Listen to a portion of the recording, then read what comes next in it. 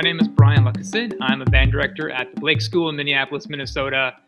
Previously, I was at Spring Lake Park High School. It was at Spring Lake Park High School that I brought 60 students to Cuba using Project Por Amor. For me as a jazz musician, Cuba has been my top destination for probably 10, 15 years to be able to study Afro-Cuban jazz and be able to have my students study with Afro-Cuban jazz musicians. I've traveled with student groups regionally, internationally, nationally for over 20 years. And our tour to Cuba was absolutely the best in terms of student experience, cultural exposure and interaction, musical experiences, and just the ability to collaborate with musicians.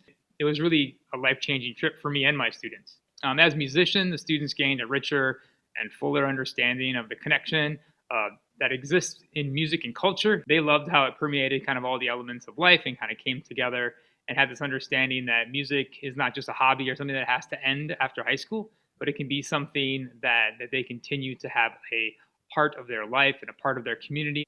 I think also it was really important for my students to have this experience at a young age because it allowed them, as they're still formulating their worldviews, still formulating how politics works, for them to have an understanding of Cuba and Cuba's history and how U.S. policy and rhetoric can really affect the people. We were able to meet those people, see those policies in action, and understand how that can really affect the country as a whole. And that, I think, was our largest takeaway, is kind of the U.S.'s own role in shaping Cuba, for better or for worse.